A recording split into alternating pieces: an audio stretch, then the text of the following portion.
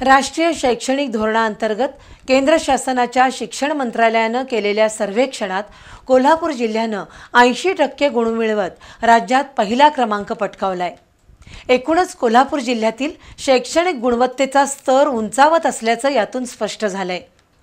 जनकल्याणाच्या योजना राबवण्यात नेहमीच अग्रेसर असणाऱ्या कोल्हापूर जिल्ह्याच्या शिरपेचात या निमित्तानं आणखी एक मानाचा तुरा रोवला गेलाय।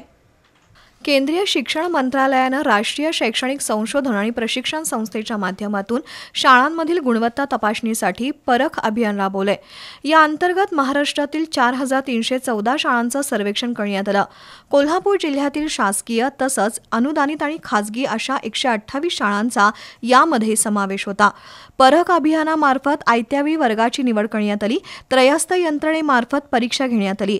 विद्यार्थ्यांमधील अध्ययन क्षमता वाढीसंबंधीचा दृष्टिकोन, भाषेविषयीचं ज्ञान, गणित आणि परिसर अभ्यास या विषयावर परीक्षा घेण्यात आली।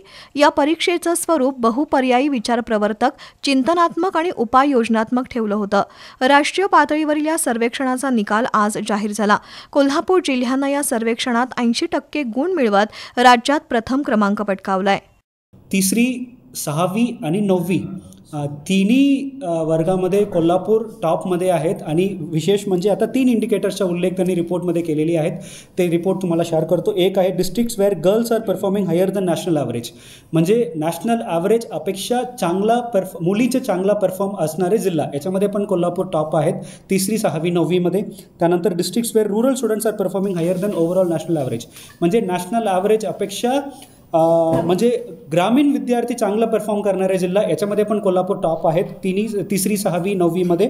आणि districts where state government schools are performing higher than national average, म्हणजे नॅशनल ॲव्हरेज अपेक्षा चांगला परफॉर्म करणारे जिल्हा परिषद शाळा, याच्यामध्ये पण कोल्हापूर 3री, 6वी, 9वीमध्ये टॉपला आहेत। मुख्य कार्यकारी अधिकारी कार्तिकेयन एस यांच्या संकल्पनेतून शाळांचा भौतिक आणि शैक्षणिक दर्जा सुधारण्यासाठी राबवलेल्या मिशन उत्कर्ष अभियानामुळे हे यश मिळालंय। या सर्वेक्षणात सिंधुदुर्ग जिल्ह्यातील 3री आणि 6वीच्या वर्गाला तर सातारा जिल्ह्यातील 9वीच्या वर्गाला दुसरा क्रमांक मिळालाय।